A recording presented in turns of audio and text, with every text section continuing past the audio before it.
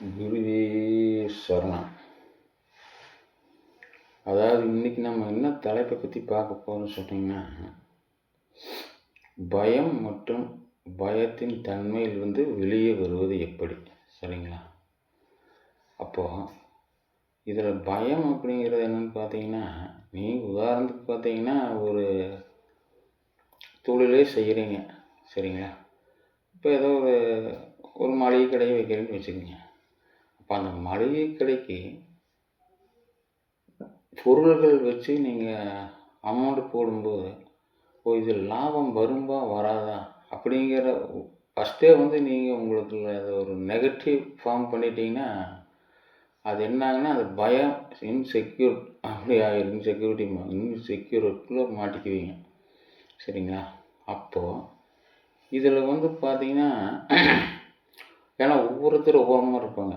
திடீர்னு பார்த்தீங்கன்னா அப்பா ஒரு தன்மையில் இப்போ வடக்கு பார்த்து உட்காந்துருக்கிறாருன்னா அவர் ஒரு வகையான நிகழ்வு நகருவார். இப்போ அம்மாங்கிறவங்க அவங்க ஒரு தன்மையில் போயிட்டுருப்பாங்க. அதே மாதிரி ஒரு பையன் அவங்க ஒரு தன்மையில் நகர்ந்துட்டுருப்பான். ஒரு பொண்ணு ஒரு குழந்தைன்னா அது ஒரு வகையாக நகர்ந்துட்டுருக்கும். அப்போது நீங்கள் 4மே 4 விதமாக தான் நகர்ந்துட்டுருக்கு, சரிங்களா? அப்போ நீங்கள் என்ன தன்மையில் பார்த்தீங்கன்னா, நாளைக்கு நம்ம பையன் சாப்பாடு போடுவானா அல்லது போட மாட்டானா அப்படிங்கிறது இப்போவே உங்களுக்கு என்னன்னா மைண்டுக்குள்ளே நீங்கள் ஒரு என்ன சொல்கிறது கிரியேட் பண்ணிக்கிறீங்க.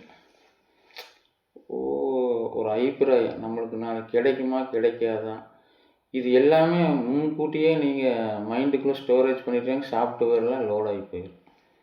அப்போ என்னாங்கன்னா இதே பதிவு கனெக்ட் ஆச்சுன்னா இது அப்படியே செயல்பாட்டுக்கு வந்துடும். அதனால் நீங்கள் அதை பற்றி சிந்தனையிலேருந்து கொஞ்சம் விலகி வரணும், சரிங்களா? அப்போது ஒவ்வொரு நாளும் இப்படியே தானே நீங்கள் நினைக்கிற மாதிரி எதுவுமே நடக்காது. ஏன்னா ஒவ்வொரு தன்மையில் ஒவ்வொரு மாதிரி இருக்குது. நீங்கள் காலையில் எழுந்திரிச்சிங்கன்னா எந்திரிச்சு இன்றைக்கி ப்ரெசண்ட்டில் எழுந்திரிச்சு எந்த இடத்துல நீங்கள் பல் விளக்க முடியுமோ அல்லது எந்த இடத்துல குளிக்கணுன்னு இருக்குதோ அங்கே தான் குளிக்கும். ஏன்னா சில பேர் பார்த்தீங்கன்னா வீட்டிலே குளிக்க முடியாது, சரிங்களா? அது ஒரு பயம். இன்றைக்கி காலையில் எழுந்திரிச்சோம் நம்ம இங்கே குளிச்சிடலாமா அப்படிங்கிறத நினைச்சும் பார்த்தீங்கன்னா அங்கேயும் ஒரு இன்செக்யூர் ஆகுது. அதெல்லாம் பய உணர்வு ஏற்படுது.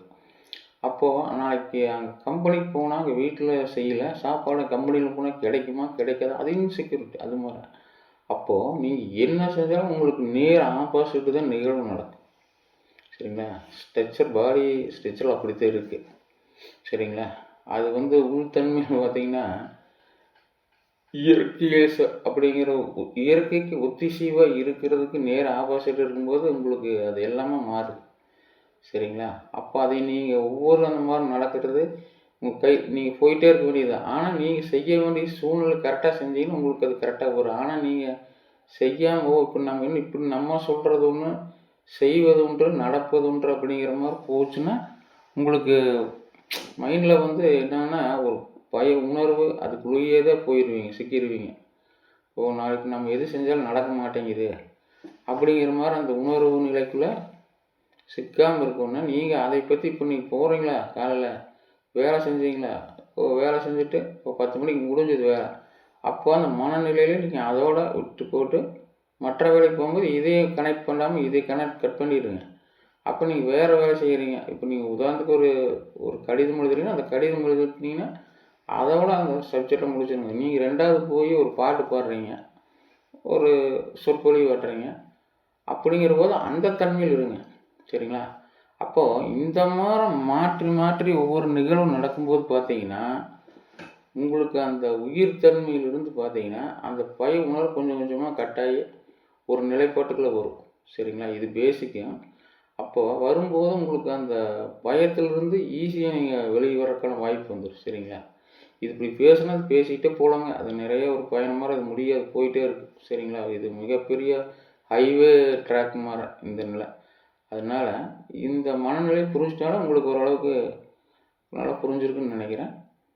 மீண்டும் அடுத்த காணொளி சந்திப்போம். நன்றி.